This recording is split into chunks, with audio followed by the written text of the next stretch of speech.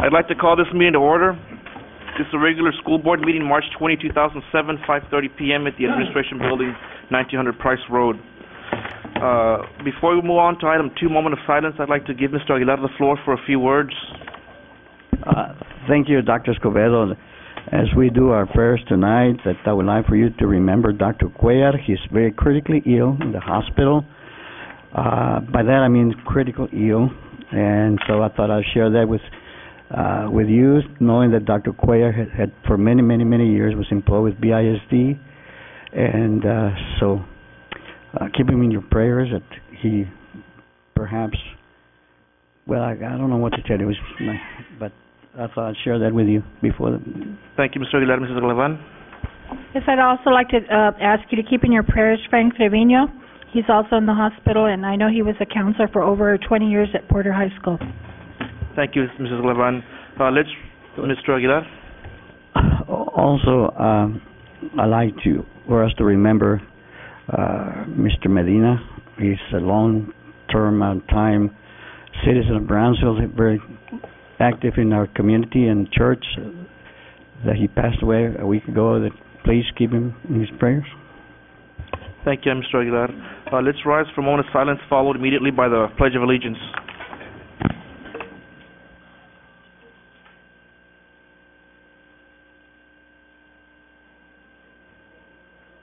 Pledge. Allegiance to the flag of the United States of America and to the republic for which it stands, one nation, under God, indivisible, with liberty and justice for all. Honor the flag. I pledge allegiance to thee, Texas, one and indivisible. Thank you. Moving on to item 4, roll call. For the record, everybody is present. Number 5, recommend approving the agenda of the regular board meeting of March 20th, 2007 with any corrections. Mr. Gonzalez? Thank you, Dr. Escobedo, members of the board. As submitted, no corrections. Thank you. Do I have a motion to approve? Motion by Mr. Colunga, seconded by Mr. Aguilar. All in favor, raise your right hand. Aye. Motion passes unanimously. Moving on to item 7, recommend approving the minutes for the regular board meeting of February 20th, 2007 with any corrections. Are there any corrections from the board? That's item 6, sir. Item 6, correct. If no corrections, do I have a motion to approve? So moved. Motion by Mrs. Galvan, seconded by Mr. Lehman. All in favor, raise your right hand. Aye. Motion passes unanimously. Dr. Escobedo, I'm going to abstain on that item. Okay. My motion passes. Everyone in favor except for Mr. Otis Powers, who abstains. Moving on to item 7, recommend approving the minutes for the regular board meeting of March 6, 2007 with any corrections. Any corrections from the board? If none, do I have a motion to approve? Move. Motion by Mr. Powers, seconded by Mr. Aguilar. All in favor, raise your right hand.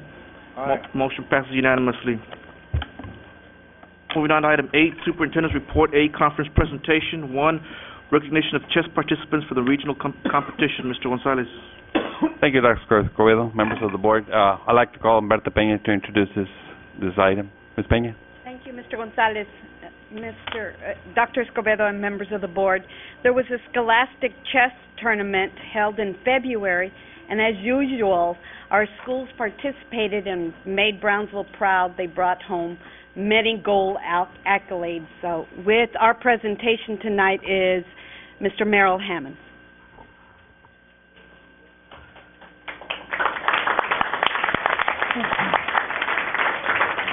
Thank you, Ms. Pena.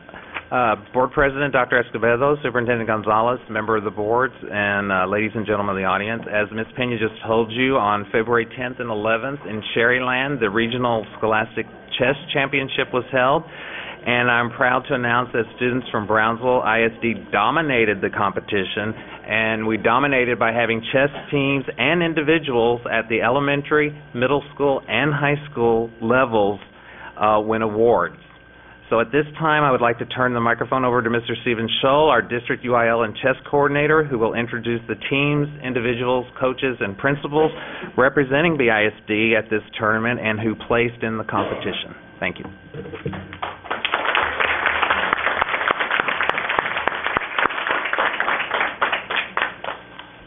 Thank you, Mr. Hammonds. Good evening. Board President Dr. Escobedo, Superintendent Gonzalez, members of the board, and ladies and gentlemen in the audience. Tonight we'll start with Russell Elementary School. In the kindergarten K1 division, this team placed fifth. The team consists of Benjamin Muraida, Matthew J. Fernandez de Lara, Christian Lopez, Sergio Bibio. Coaches are Sandra Gracia and Amelia Mendez, and the principal is Mr. Bill Gutierrez.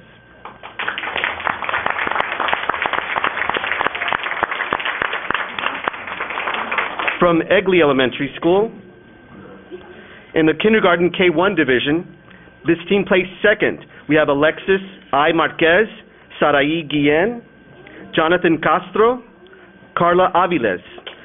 Coaches are Edmelinda Hernandez and Jennifer Garcia. Principal is Christina Bridgewater.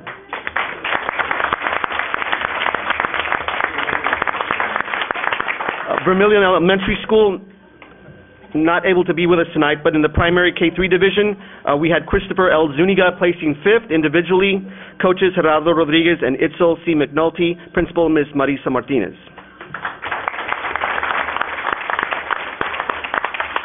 From Benavides Elementary School, in the primary K3 division, fifth place as a team, Juan A. Perales III, Diego Rodriguez, Leopoldo Sarimento Jr., and Jonathan Martinez. In the elementary K5-6 division, fifth place team, Douglas S. Alford, Alfonso Vital III, Joshua A. Martinez, and Kenya M. Becerra. Coaches are Noelia Maldonado, Charles Leal, and Blanca Gutierrez. I'd like to recognize the principal, Ms. Sherry Stout.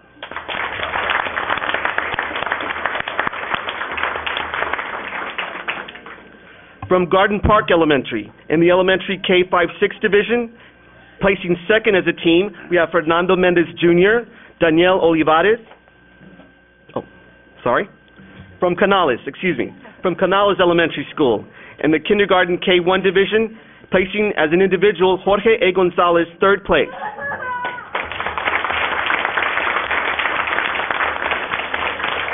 In the primary K3 division, at second place as a team, Sebastian Alanis, Adolfo Del Angel Jr., Michael Mendoza, and Miguel A. Rodriguez.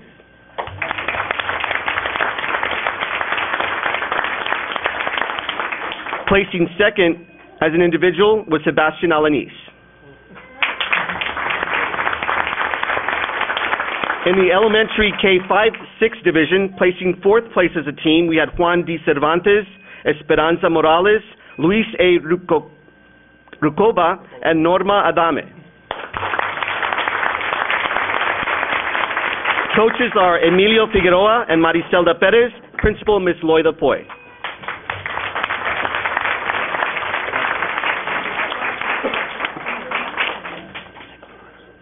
Now from Garden Park Elementary. In the elementary K5-6 division, placing second as a team, Fernando Mendez Jr., Danielle A. Olivares, Crystal Sandoval, and William Schnabel.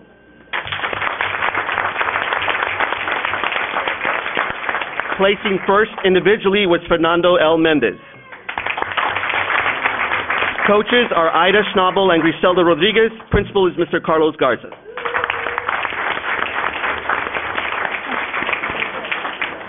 From Paredes Elementary School, in the Division K1, first place team, Ricardo Santoyo, John Steven Flores, Daniel Arguelles, and Christopher Cardenas. Placing individually were Ricardo Santoyo first place, John Steven Flores second place, and Daniel Arguelles fourth place. In the Division K3, third place as a team, Elizabeth Ucali, Edgar Santoyo, Paulina Lazo, and Jonathan Ashford. Placing individually was Elizabeth Ucali, placing fourth. In the K5-6 division, placing first as a team, James Ucali, Ian Santos, Fernando Spada, and Christian Arguelles. Placing individually, James Ucali second place and Ian Santos third place. Coaches are Gerardo M. Hernandez and Maria Arguelles, and the principal is Mr. J. Harris. And these are the elementary winners. Congratulations.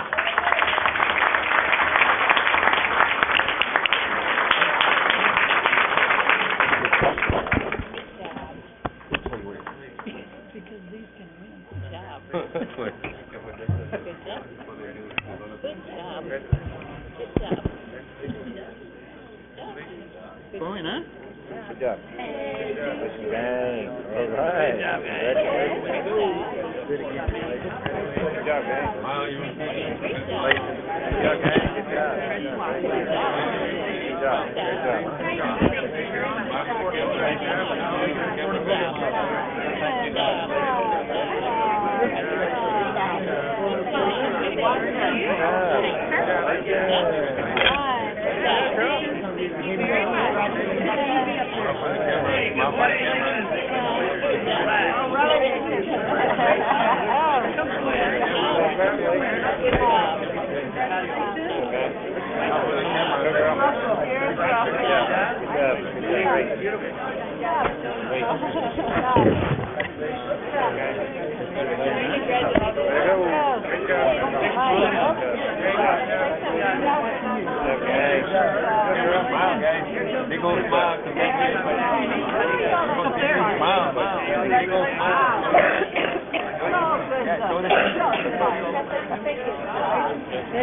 I don't know. Thank you.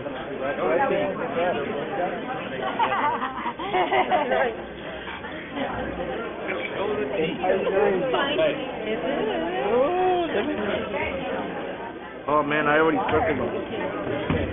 Kidding, man. Still more. 7:30.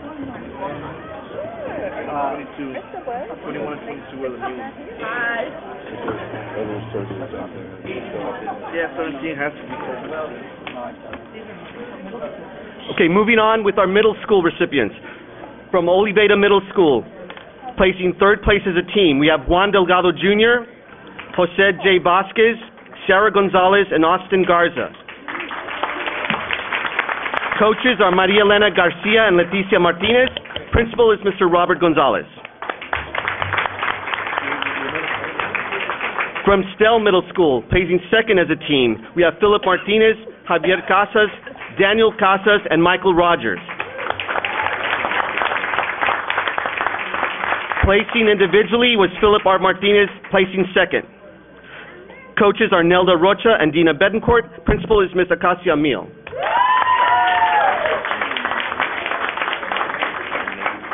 From Vela Middle School, placing first as a team, Ivana Santos, Christian Ramirez, Stephanie Guajardo, Kevin Alvarez, and Aaron Solivas. Placing individually was Ivana Santos, placing third. Coaches are Victor Flores and Tony Mesa, and the principal is Ms. Sylvia Centeno. Congratulations to our middle schools.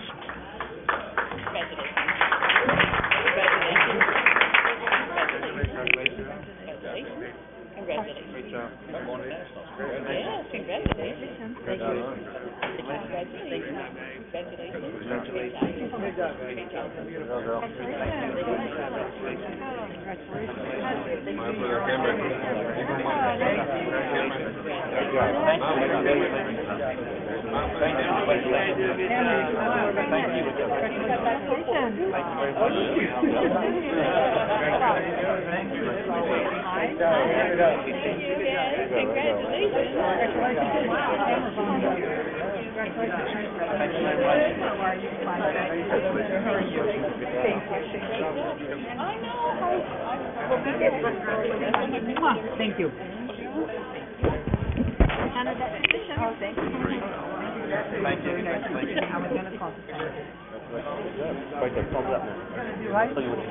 Oh, hey, I'm sorry. You can sit down before you got by.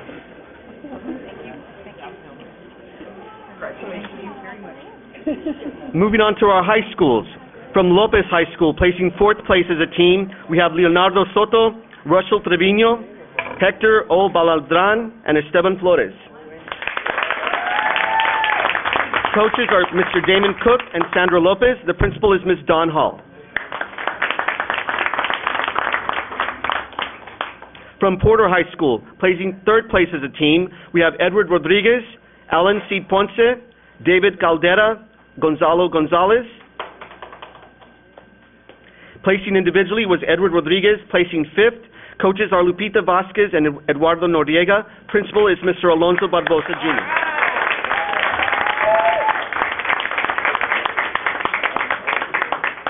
From Hanna High School, placing first place as a team, we had Ivan Santos, Joshua Sierra, Juan Yu, Christopher Peña, and Alan Gracia. Placing first individually was Ian Santos. Placing second was Joshua Sierra. Coaches are Nelda Rogers and Juan Garza. Principal is Ms. Yolanda Kruger. Congratulations.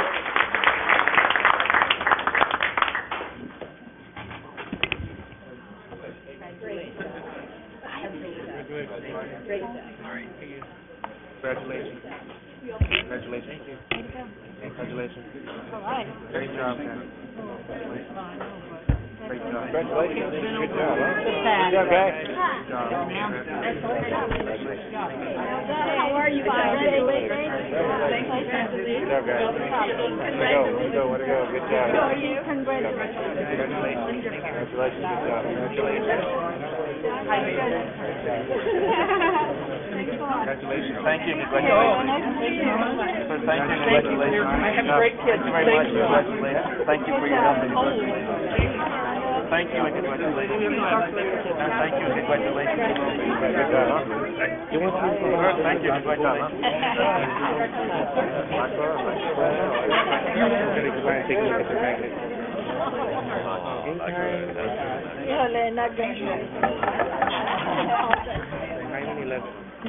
Pretty much almost every day. And just one more student who just happened to make it from Vermilion Elementary School, Christopher Zuniga, who placed fifth. Coaches, Gerardo Rodriguez, Itzel McNulty. Principal, Ms. Marisa Martinez. Congratulations.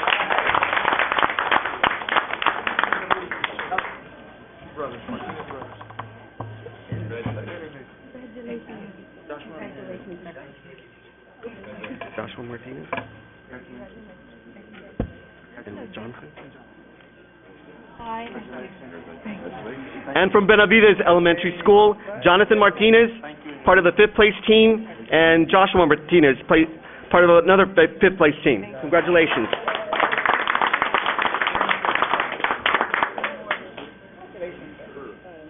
Congratulations. Oh, you're adorable. Congratulations.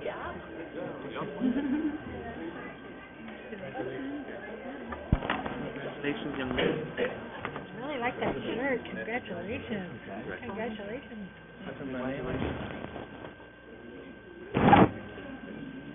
Good job. Good job, kiddo. Get another prize.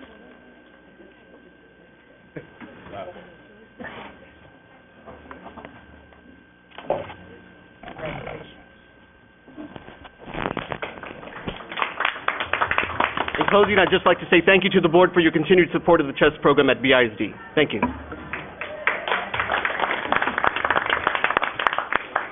On the contrary, thank you. You know, each one of those students have certainly made us proud, and I'm sure they've made their families even prouder. Moving on to item 2, financial report period ended January 31st, 2007. Mr. Gonzalez.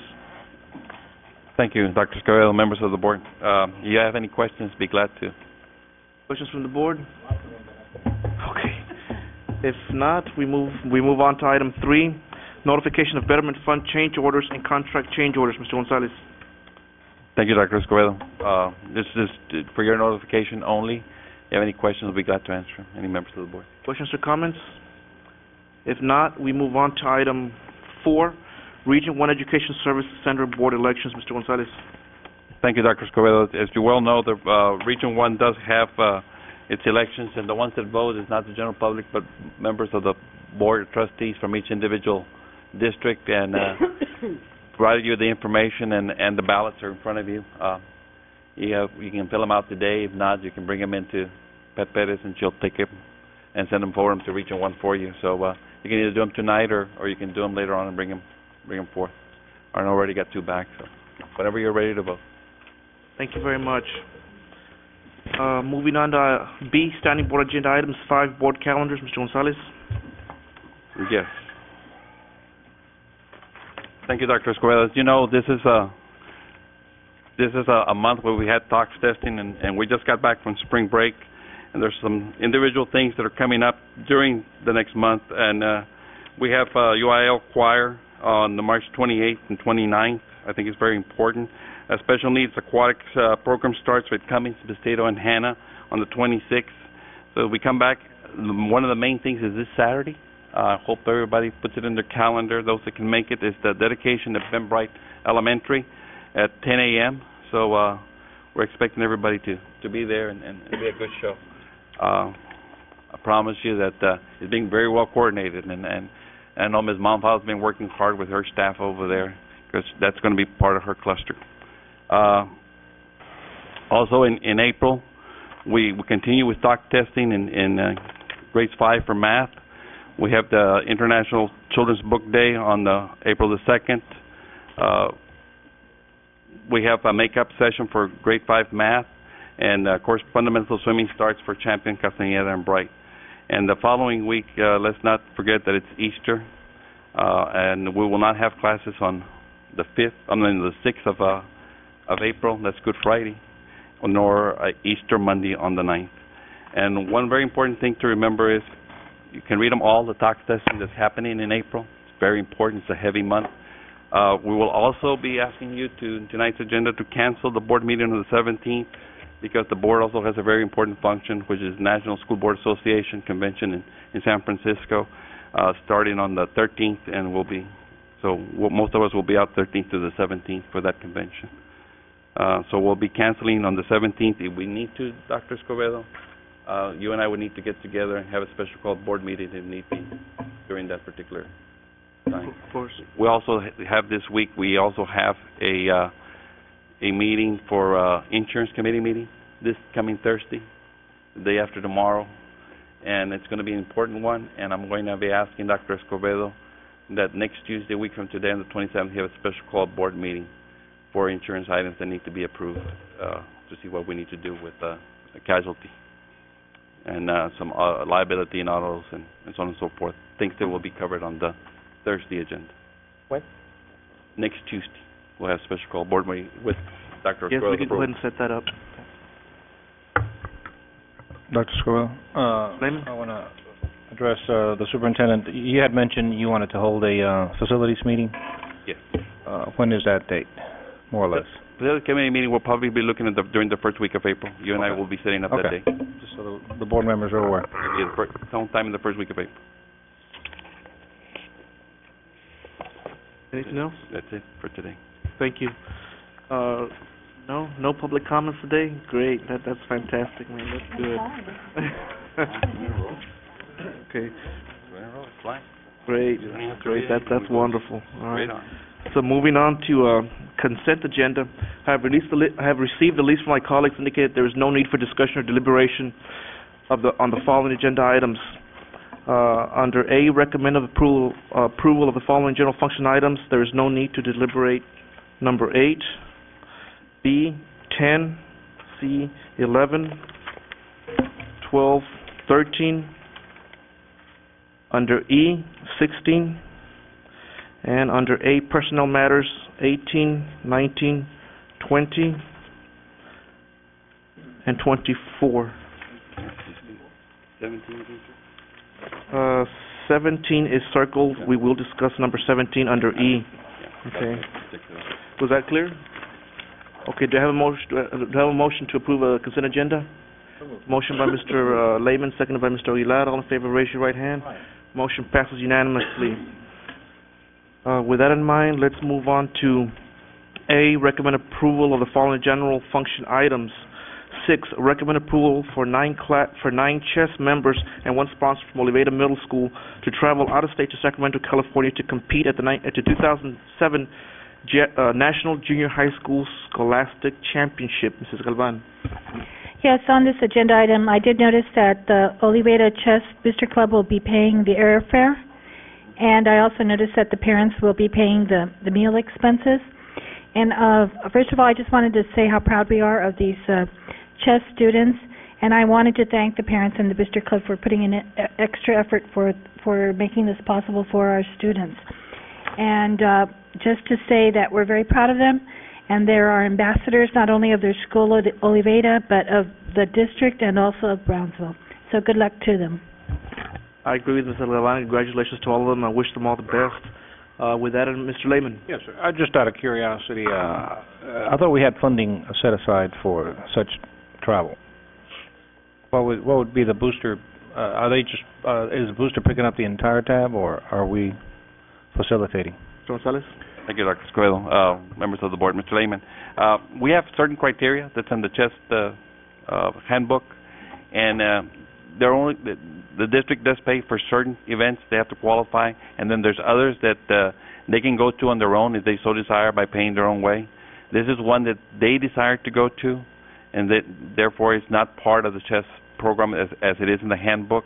If it didn't meet the criteria that was in the handbook, then we would pay for it. But we only sanction certain events, or otherwise we'd be paying for all of them. And so those parents out there, I'm very proud of those parents and the principal, decided to go to this one, and they did the fundraiser, and they're paying their own way. And just out of curiosity, I don't know what the backup is. Is this a sanctioned event? I would have to... I just... Ms. Hawkins? Ms. Hawkins? Thank you, Mr. Gonzalez, Dr. Escobedo, members of the board. Yes, it's a national event. This team finished third after Vela and Stell, and the CHEST handbook allows for the first two to go on district funding. They finished third by 1 point, so the team was very proud and wanted to continue, and it is a sanctioned event. Well, in the future, maybe we need to... I mean, I noticed, and I don't want to bog down the board tonight, but we need to make sure that we continue to fund to the proper levels and not just keep it constant. I think we just continue to fund $400,000, and we need to really. These kids are really doing magnificently, and we've been nationally as internationally recognized, and we need to pursue something that we're good at. So. Sure. Mr. Aguilar. Yes, and we're not saying no, we're not going to fund, but again, they would have to change the criteria. We're talking about that other school that might want to go, and then we start making exceptions. So if we're going to do that, I think we need to go back and look at the criteria that the district has, and if it needs to be changed, but fine. I mean, but definitely we need to follow district criteria. I just want to follow up. I think the funding is the key, and if there's only a certain amount of money, and we need to look at it on a yearly basis, not keep it at the same funding levels. That's true, but once we settle the criteria in terms of funding also, that includes a coach's pay, also the stipend that is paid. So if there are going to be any exceptions, it's got to be in black and white. Mr. Powers? Yeah, thank you, Dr. Escobedo. Ms. Gonzalez, I think the board, because I know us three were on the board when we created the CHEST funding, Mr. Colunga, Mr. Lehman, and myself. Did we go up over $400,000 already? Because I know when I was the budget chair, we did ask to increase it. Did we increase it or not? I believe that, members of the board, I believe that the funding still remains the same at $400,000, and we have been able to very successfully cover all the events as set up by the criteria. If we were to change the criteria and revisit the criteria, things would change, and they would need for funding to change. Then we would need the funding, but we're in no way short of any funding with the $400,000 that we have. One of my suggestions, I think y'all should look at the criteria, because I know in athletics they changed it to 4 teams to go into playoffs. And so I think at least we should go 3 deep with academics, CHEST program. And we'll certainly revisit that, and I'll have Ms. Peña look at it and bring it back to the board for review under curriculum. Mr. Aguilar? Not only that, but also I understand if you read the newsletter, the district is already looking into this, the handbook, and looking at criteria to bring recommendations perhaps next time we have a curriculum. Yes, sir. Any other comments or questions? If not, do I have a motion to approve item 6? Move. Motion by Mr. Lehman, second by Mrs. Galvan. All in favor, raise your right hand. Aye. Motion passes unanimously. Moving on, item 7, recommend approval to dispose of scrap metal and parts from the Transportation Department. Mr. Aguilar? Thank you, Dr. Escobedo. Just a question, Mr. Gonzalez. What are the safeguards of getting rid of these parts? Are they automobile parts, buses, or what is it that we're going to get rid of? And what safeguards are we taking that will not end up in somewhere else making money? It could happen. Right. Usually the parts that we have in the Dr. members of the board is usually obsolete, that we can't use in our buses anymore. but sometimes we have them and we keep them for numerous years, and once we find out we can't use them, there's a lot of scrap metal out there that we need just to get up. And we're following the criteria set forth by the finance department and the state laws that we have to be able to dispose of this. A lot of times we have attempted to sell it back to the auto parts, see if they'll take it, but they're so old in some cases that they don't fit any running buses, that they're out anywhere, so we just dispose of them as best we can. Well, I'm pretty sure you're following some kind of criteria that somebody set up, but what I'm saying is they might be obsolete to us, and not necessarily obsolete to somebody else. And so this is what I'm asking, what are the safeguards that somebody can go out there and make a profit of it? And perhaps you can tell us then, how do we get rid of those? Mr. Sanchez, can you go ahead and address that? Thank you, Mr. Gonzalez, board members. Basically, all we're asking as a board is we're asking their permission to dispose of these items. Then under the policy, you have about 7 or 8 ways that you can dispose of it. By auction, you can give it to another governmental entity. You can take it, for example, sell it for scrap metal and by tons and get a price for it. And so there's all these. So all we're asking for you right now, and what we normally do also, we get our internal audit team. Anytime we're looking at items like this to go visit, we have other things other than these parts to dispose of. So we do have those internal controls. Well, this is what I'm asking you. There's safeguards, and I know that has to go to the audit because they need to get about the list. Right. You see, and I would want to make sure that once it's off the list, it goes to the proper method you're going to do it. If you're going to give it to some entity, that perhaps something is documented. There's such items that perhaps later on in an audit that we did disclose all those parts according to policy. Thank you. Mrs. Galvan? Yeah, also when I read this agenda item, I thought, oh boy, we're getting money back. But then I read the word dispose, but I'm glad you clarified that it could be, anyway, there were various ways of doing that. But I guess my question also is, do we do this with other departments, like let's say our air conditioning, for scrap metal? Yes, we do. Anytime we declare it as surplus or whatever, we dispose of it in the way we best can. Sometimes we sell it, sometimes we auction it off. So, all the procurement process that we use all has to go through internal audit, like Mr. Sanchez said. So, yes, do we do it? Yes, I know personally we have been in charge of operations. We do it not only for maintenance, we do it for food service, we do it for all the entities that are out there as we dispose of. Any other questions or comments? If not, do I have a motion to approve item 7? Motion by Mr. Aguilar, seconded by Mr. Powers. All in favor, raise your right hand. Motion passes unanimously. Moving on to item B, recommend the following payments. Number 9, recommend approval to pay $51,025.15 to the City of Brownsville for the Hike and Bike Trail Traffic Light Project as per the City of Brownsville and BISD Interlocal Government Agreement. Mrs. Galvan. I just wanted more clarification, or if you could expand a little bit on this agenda item. And also, I was just curious as to how much a traffic light is worth. I mean, how much is the cost? Mr. Gonzalez. Thank you, Dr. Escobedo, members of the board. I smile at it because this was, I don't know, maybe it was two years ago when we entered into an agreement with the city to go ahead and put the traffic light. Part of the agreement was that they were going to go ahead and relinquish some land to us to be able to build a road. They would take those semis out of here and put them to the back so we could take them to food service. For whatever reasons, there was an attempt made to go ahead and do that, but it failed, and so therefore our part of the agreement is still to pay for the traffic light. I still think we still have the right to build the road over there. So I think it's a matter of putting that item back to build that road and that parking lot back up in there, whether we bid it out or go with job order contracting or whatever means we can to build that street back there. But we're still obligated, and correct me if I'm wrong, Saldana, we're still obligated under contract to pay for our portion of the light, and I think we were paying for 50% of the light, if I'm not mistaken, and that's what they're charging us for. So that light, it costs about $100,000 more or less to put up a traffic light. So this was seeing how it was a cost share, it was really going to be good because it sort of helps control the traffic in and out of this building, but we haven't been able to build the road, so we're revisiting that particular part of it. Any other questions? Mr. Lehman? So this bill has nothing to do with the road?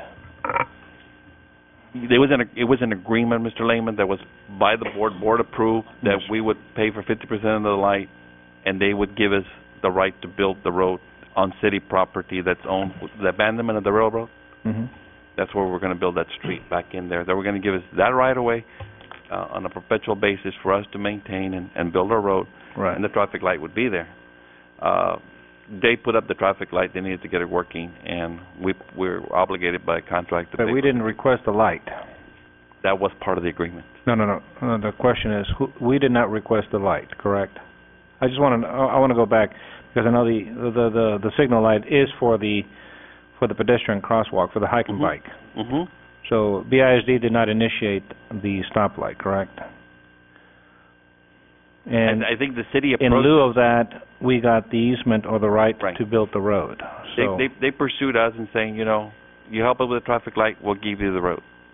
I just want to make sure that is contingent and that is understood when we pay this bill. Mm-hmm. Because the problem with the construction or the pavement of that road was, I think Mr. Munoz alluded to certain factors that were not part of the bid and where the contractor was overbidding or not using market value quotations, and I think we can go back and rebid and get that paved road, and it would alleviate a tremendous amount of traffic for us. So I just want to make sure that the city does not negate and take back. Oh, no. That's in contract. That's signed by both parties. Very good. With that in mind, do I have a motion to approve? Move. Motion by Mr. Galvan, second by Mr. Aguilar. All in favor, raise your right hand. Aye. Motion passes unanimously. Moving on to D, recommend approval of the following contracts and agreements. 14, recommend approval to enter into a contractual agreement with Region 1 Educational Service Center, Edinburgh, Texas, in the amount not to exceed $68,450 from the budgeted local maintenance fund for Principals Assessment and Development Center fees for the 2007-2008 school year, services to be rendered subject to district needs and funding. Mrs. Galvan. Yeah, I did have, once I read this agenda item, I did notice that it was going to be from budgeted local maintenance funds for principals. And I was just curious as to why maintenance for principals. Mr. Gonzalez. Thank you. Dr. Escobedo, Ms. Galvan. What we mean by local maintenance funds, it's 199 money. It's money that can be used for anything. It's not categorical.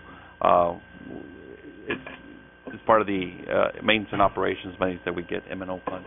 So it's all 199. So basically, when we say local maintenance, it's not particularly maintenance of a department. It's maintenance of the district. So it's a 199 fund. Any other questions or comments? Yeah, I had one more. Mr. Galvan. And how many principals still need to be assessed, or? We're on a rotation basis, and we do it every year. And I don't know, Mr. Pineda, I know you have those numbers. How many principals are we going to do this year? This year we're doing approximately 37, and it's a 5-year cycle, so every year we have at least 1/5 of our administrators that go through the cycle. Okay. Any other questions or comments? If not, I have a motion to approve this item. Motion by Mr. Aguilar, second by Mr. Powers. All in favor, raise your right hand. Aye. Motion passes unanimously. Moving on to E, recommend approval. Moving on to item 15, recommend approval to authorize administration to enter into an interlocal governmental agreement with the City of Brownsville to repave Eagle Drive in the amount not to exceed $100,000, project subject to the district's needs and funding. Mr. Lehman. Yes, sir. I just want clarification. This item had been previously addressed, and I know the law changed a few years ago, maybe last year, per se, that we could not enter into local agreements with other governmental entities unless we owned or leased the property. So now we're back on an interlocal, so this would mean that apparently we are either renting the land or owning the land. So what is it? Mr. Gonzalez. Thank you, Dr. Escobedo, Mr. Lane, members of the board. Basically, what we looked up the old contract and we have it. What happened back in the 60s when we originally bought the land, we owned the land, but we gave the easement to the city. The city under contract agreed to construct the road and maintain it on a perpetual basis, and that's written in the contract. In other words, they're responsible for the maintenance of the street. However, now, almost 50 years later or so, it's basically used by our students, our staff, and and the city saying, we'd like for you to at least cost share part of it. We can't do it because of the fact that we do own the land, however, the easement is to the city. So in an effort to go ahead and correct that street, which is it's in dire need of repairs, we're not going to sit here and not say it's not in dire need of repairs. We need to get the city to work on it. So we're able to work out an agreement whereby we would supply the materials and the city would do the work with their own machinery and labor. So we brought this to the board simply because of the fact that we can do it because we are the owner, even though the contract says that the city will maintain it on a perpetual basis, and that they do have the easement to it, and it is a city street. However, because of the fact that it's used by a lot of our staff in dire need of repairs, we are recommending doing a joint agreement with them whereby we will supply the material and they'll provide the labor. Okay, we had the reason I ask is because we were told by past administration, Dr. Salkowski, adamantly that we couldn't do it because we didn't own, it was a city-maintained and city-owned street. So when did we know, and how did we find out? I mean, didn't we know 2 years ago that we owned it? 3 years ago when we built that 1966 is when we built that school. When we built that street. The contract says it's a city street. And do you have the contract? Yes, sir. Mr. Ryan, can you read exactly what the contract says? Yes, sir. Thank you, Mr. Gonzalez. It is dated April 24th of 1969. Hector Isnaga was the president, and Dr. Joseph Oleta was the secretary at that time. And this is the part that pertains to the question in hand, and it says that the Board of Trustees of Brownsville Consolidated Independent School District, acting here under duly authorized officers and for in consideration of $1 and other goods and valuable consideration in hand paid by the City of Brownsville, the receipt of which is hereby acknowledged, thus hereby grant, sell, and convey unto the said City of Brownsville, a municipal corporation situated in Cameron County, an easement and a right-of-way for the purpose of constructing, reconstructing, and perpetually maintaining a public street, together with all the public utilities thereon, in, upon, across, under, over, and along the following described, and then goes into describing the particular meets and bounds. So that tells me that's a city street, but we technically own it. So how do we relate that to the new law? So we can enter into this interlocal? That'll be Mr. Saldana. Dr. Escobedo, Mr. Gonzalez, Mr. Lehman, the new law that you are referring to does not refer to interlocal agreements. What it refers to, it imposes a prohibition on school districts from improving on any land that they do not own or lease. That's the only thing. It's an addition, I believe, to Chapter 11 of the Education Code. Since this transfer was not a transfer in fee simple, but merely a transfer of the easement, technically we still are the fee simple owners of the property. So it's not in violation of that section of the law that you were discussing. Okay, my other following question is, how come that document was not produced 2 years ago when we tried to do this same measure? As a matter of fact, I'm going to be honest with you, Mr. Lehman, members of the board, it was produced. We did have it in our hands. We did forward it to So then the past superintendent held information. I don't know exactly whether. So he lied to this board. That's what happened. Well, were you aware of that information? No, sir, I was not. Was any other employee? This is a travesty. That road should have been done a long time ago, and now you know why we asked for information. Mm-hmm. Sometimes we're skeptical, but I'm ashamed and I'm flabbergasted that we're at this juncture, and we could have been there a long time ago. I had a list of $54,000. Now it's gone up to $100,000, but I think we're going to do concrete pads. Well, it's not really $100,000. I requested $100,000 simply because of the fact that it looks like it's going to be more in the neighborhood of about 80. However, I do want to change some of it and do concrete pads for the buses. Well, I still have my list. I still have my list of 2 years ago, $54,000. Rather than the city was willing to cost has gone that's what up. we're going to charge us for the materials, and they're still willing to. So we need to get on this right away. I mean, if councilor concurs that we can do it. Yes, we can, yes, sir. And I chastise those that held it back, and I won't mention any more doctors' names. Thank you. Levan? Yeah, I had a comment on this also, on the asphalt, and I know that road is used quite a bit. I know that people walk, cars are on there, students are running in and out, teachers, and my concern is that we just don't keep on asphalting it over, but possibly, have it. I understand what you're saying, Ms. Galvan, and our intent is to fix it to the very best of our ability. And as we go through it, we're definitely going to put some concrete, especially where the buses make their turns, because that just pushes up the blacktop all the time. So we can put concrete, and that's why I wanted 100 rather than 80, because I want to spend the extra money on the concrete.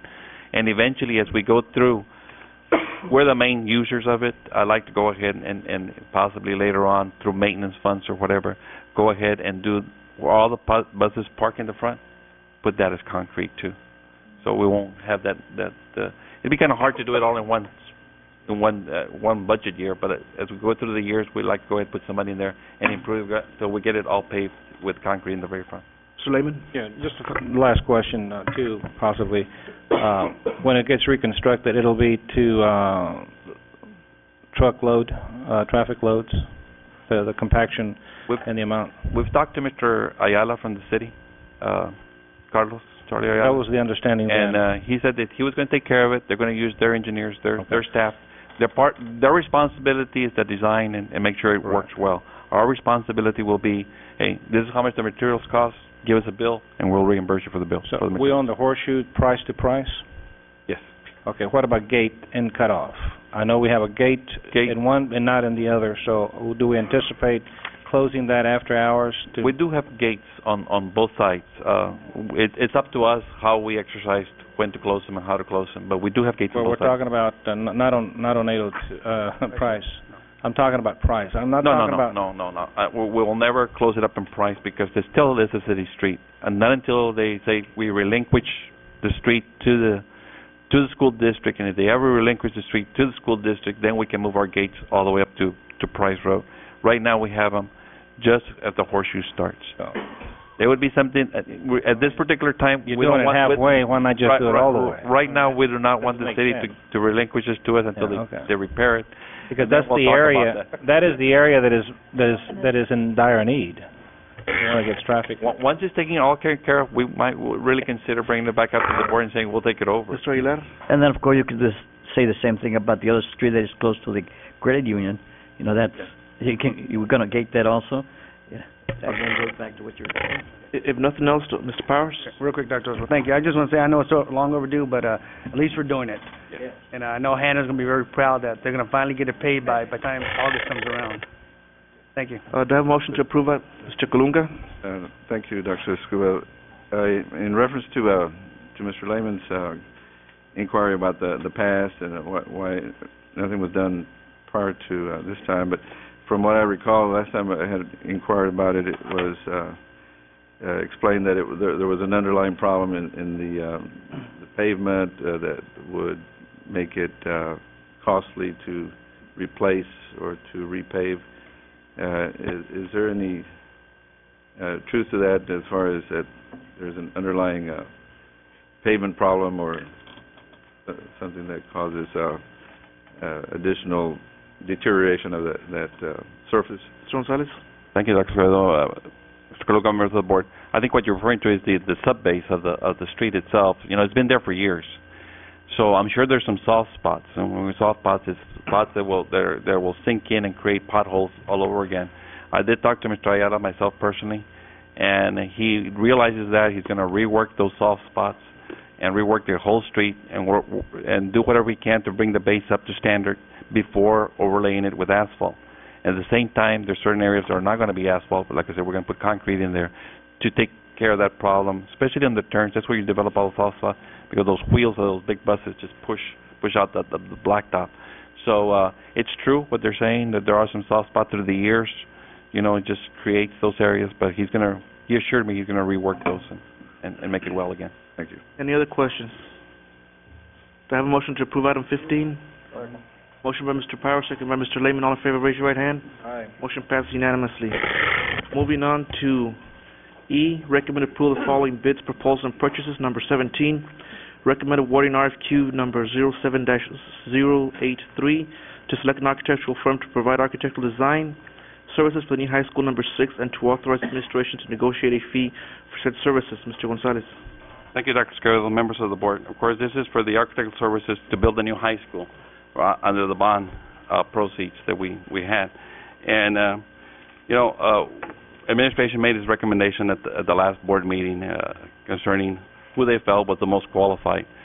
We have not really changed our mind as to who the most qualified firm is. But in the best interest of the district and moving the district forward, because we need to build a high school, we realize that the other architectural firm is a qualified firm, and we're willing to make a recommendation. And I'll go ahead and recommend Gomez-Mend Designs as the architect to be selected to design the high school number 6. Thank you, Mr. Gonzalez. Mr. Lehman? Yes, sir. I just want to go on the record that I submitted an affidavit. Yes. Possible conflict with the firm. I don't know if it is. I know you have one. I don't know if another board member has submitted theirs. I know that I have received a gift or gifts pertaining to that, and I don't know if they exceed the $250 limit, so I'm just going on record. I did bring the gift. I've never opened it, but it's down here, so and I don't know if you want to concur. I don't know if anybody here has written up their affidavit, so I'll read what Section 176.003 of the Local Government Code. And conflicts disclosure statement required, and it pertains to B. The local government officer shall file a conflict disclosure statement with respect to a person described by Section 176.002A if B has given to local government officer or a family member of the officer one or more gifts other than gifts of food, lodging, transportation, or entertainment accepted as a guest that have an aggregate value of more than $250 in 12-month period proceedings. The date of the officer became aware of that. So I just want to make sure that I'm compliant. I don't know if I would be necessarily compliant, but I just want to make sure I wasn't, if I do exercise my right to vote. Thank you, Mr. Lehman. First of all, I want to thank the Citizens Bond Oversight Committee. They're volunteering. They take time from their busy schedules, and I know that, from personal experience, that's difficult sometimes. I would like to caution them not to make recommendations to the board as far as vendors. Their function, as far as my understanding, is strictly to serve as an oversight committee to promote transparency. I was a little concerned that they wanted to meet in closed session to discuss architects, I guess. If their function is transparency, why would they want to meet in closed session? But that's their prerogative. But please don't recommend vendors to this board, and the reason is very simple, that the constituency holds us as board members accountable, and we as board members hold the superintendent accountable. So we need to give him a little bit of leeway, not a whole lot, as far as what he wants to do and how he wants to work. And I don't mean to rubber stamp all of his recommendations. We don't do that. We question most of them. In fact, we question most of them by the time we get to the meeting. But if he's adamant about recommending an architect for the project the size of the high school, I know that I went through the whole ranking system, and I ranked his recommendation as the first one. The Citizens Bond Committee recommended one that I did not rank first or second. Now, I say this with all respect to the firm. They're very highly qualified, and I have no problem granting other awards and contracts to them. They're very knowledgeable, very competent. But for the high school, I believe that we need to stick or need to approve the superintendent's recommendation, because at the end we hold him accountable for this project. If something goes wrong, it's him that's on the line, his job, his future, not the Citizens Oversight Committee members. This project's over with, they all go their own ways, so be it. But because I will hold him responsible and accountable for this project, I would like to see him get the architect of his choice for this project. Does anybody else have any comments or questions on this item? Mr. Aguilar. And I agree with you that he's accountable, but so much emphasis is placed on buildings and insurance, and somehow there are other areas that he's accountable. So it's just not one item, it's several items, and he's evaluation of the program. Actually, it's everything. It's everything. But a high school, I think, is a pretty significant item, especially because it's going to last for many years. It's not, it's a project. I know what you're 20, saying, 30, that the 50, building 60, 70 years from now, it's still going to be available. Yeah, I know that, understand that. But anything that we do as a board is significant, not just a building. So what is your point, sir? The point is that we hold them accountable not only for high school, but everything else that goes in the school district. Well, then you agree with me. Thank you. Any other questions or comments? Mr. Lehman. I want to follow up that I didn't give a chance to. I don't know if my colleagues have filed their conflict of interest statement. If so, they received the gift. I know that all of us were given a gift, and I don't know if we've subsequently received any other gifts from that said vendor, other than gifts of food, lodging, and transportation or entertainment. But I just caution my board members that under D, or C rather, a local government officer commits an offense if the officer knowingly violates this section. An offense under this subsection is a Class C misdemeanor. What's a Class C misdemeanor? Mr. Lyon? A Class C misdemeanor? Is that the question? What is a Class C misdemeanor? Is A or B or C? I mean, is that the lesser one? Class C misdemeanor is punishable by up to a $500 fine only. Does not. It's the lowest criminal sanction that there is. It's the lowest. Okay, I just want to make sure.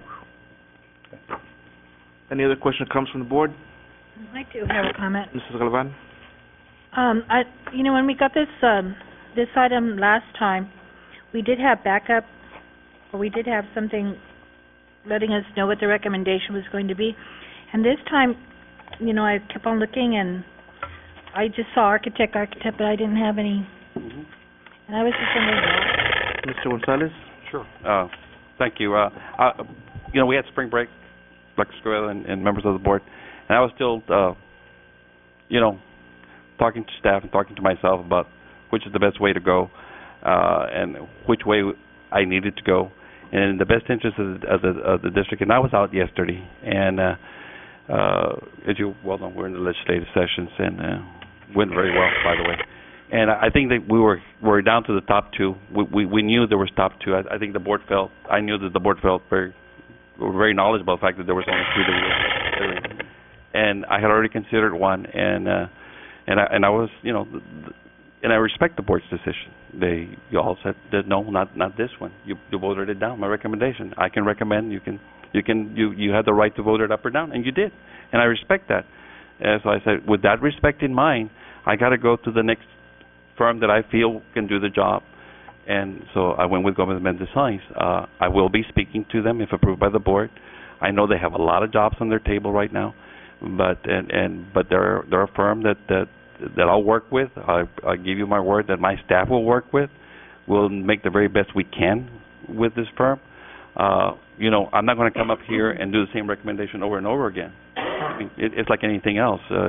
You make a recommendation, I accept it. I'm a person that accepts the fact that the board did not feel that this was the right recommendation for the district, so I make my next recommendation.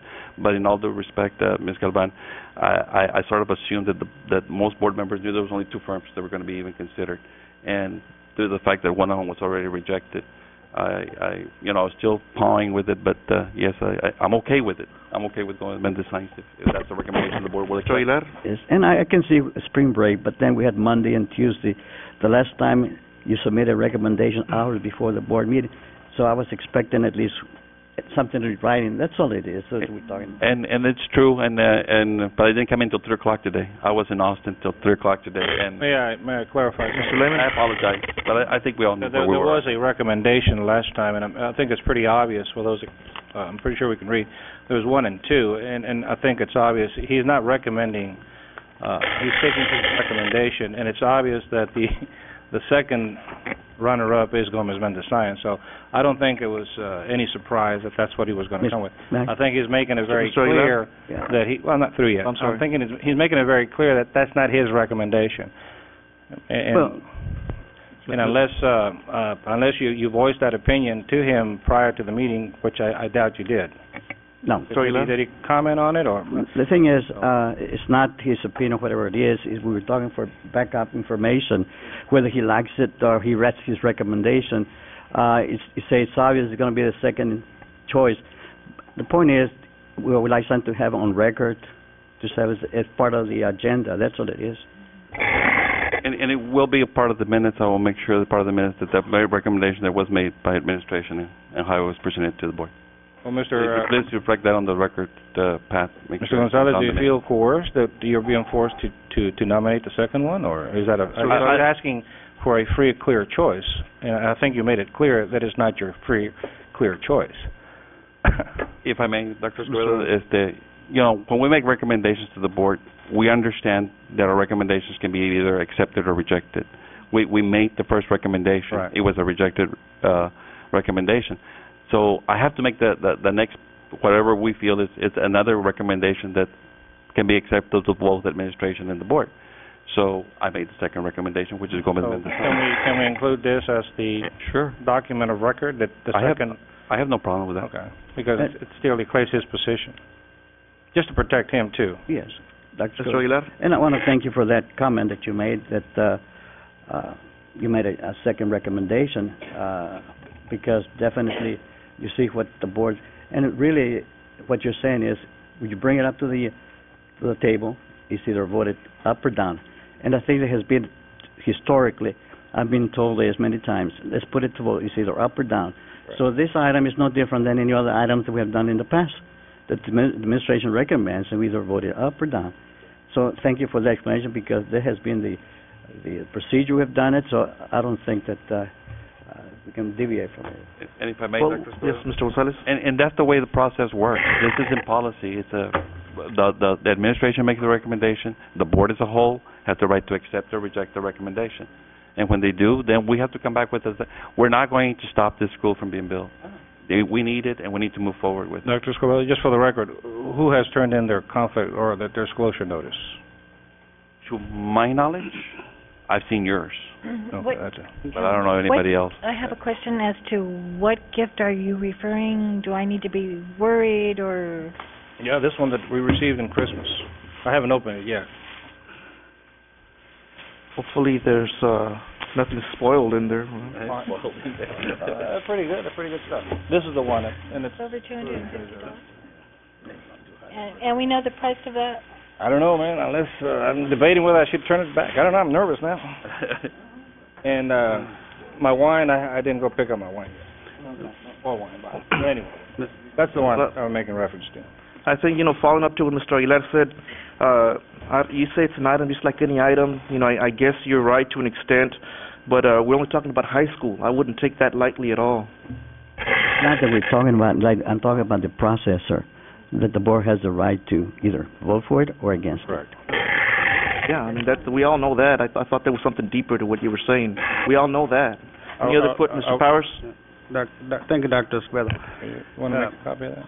That's going to be for legal, Mr. Saldana.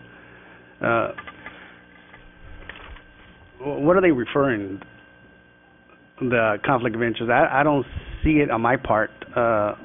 Is that, because during Christmas we all get a lot of it, and then it's the statute that Mr. Lehman referred to, and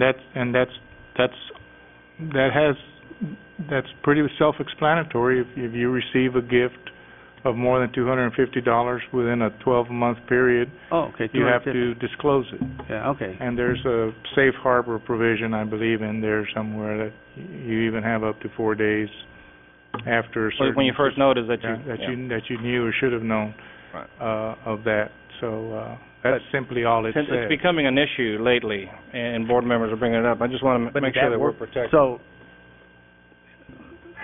but that's not worth $250. I have no idea, sir. I don't know. The bottle of wine might have been a Chateau, whatever. There's a lot of. I didn't pick up. Dr. Escobedo, probably, Mr. Dunn, you're going to have to answer this one also, probably. Like, for example, they're going to nationals. I haven't been to nationals in 8 years. Then you got your state conventions. All these nationals and state conventions are hosted by vendors. Some do business in Brownsville. Some don't. So where does the conflict come in on that? Because they spend anywhere from $10,000 to $20,000 on dinners and breakfasts and lunch for entire boards. I'm talking not just BISD, but it excludes that. Okay. Okay. The law is very specific. I'm just saying. I was just made aware at that conference because I think they're trying to change it. I think you were there, and that brought it to my attention that I had not filed mine, so. It seems that we have different concerns. Right. My concern is that the superintendent is adamant about what his recommendation is as far as an architect, and the board as a body corporate has voted it down, so we're not giving him his choice. That's my concern. So how can we hold him accountable if we're not giving him his choice of an architectural firm? That's my concern. I'm not preoccupied with all these conflicts and whatnot, even though I do take them very seriously. Any other comments or questions from the board? Mr. Colunga? I just wanted to mention that it's following a process of coming up with qualified architects or rankings that have led to this the top two, and to not recommend necessarily the first choice and substitute another choice that is within the top five that can do the job would also be the main consideration for whether to approve this item leading to negotiation with the architect. So I just wanted to mention that it's a process that has been followed that has led to a ranking of which the top two are qualified. If you select one or the other, then you still have they have met the criteria of the bond committee, oversight committee. That's all. Okay. We had, I forget how many, we had about a dozen or so apply. Of course, the top five, probably they're all going to be qualified. But the question is, how much of a difference is between the first and the second? You know, they're both qualified, but is there a big gap in between? But I'm not saying that they're not qualified. I'd just like to know that we're selecting the best qualified. I understand that they're all qualified. Any other questions or comments from the board? Mr. Gonzalez? No. You have the floor. You already made your recommendation? I already made my recommendation. I move to accept Mr. Gonzalez's recommendation. I have a motion by Mr. Powers, second by Mr. Aguilar. All in favor, raise your right hand. All opposed? Aye. Motion passes. We now move on to item 11, closed meeting as pursuant to Texas Government Code Section 551.071 at SEC. Board now goes to closed session.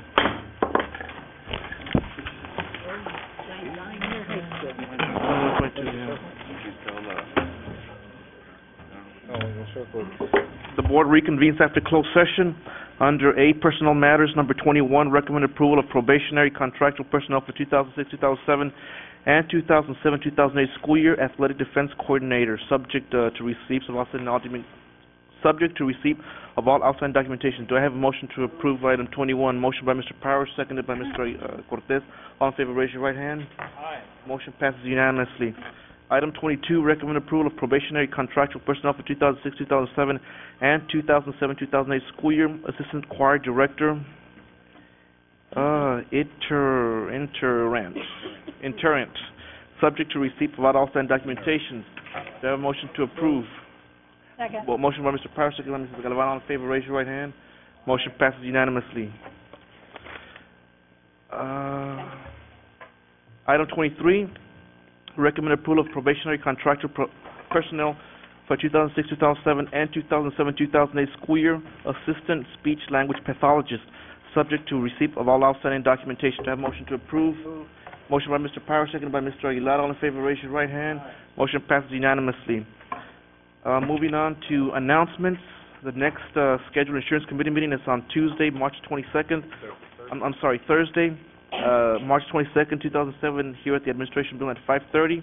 And there's a regular board meeting on Tuesday, April the 3rd at 5:30 here in the Administration Building. Any other announcements? Yes, sir, Dr. Escobedo, members of the board.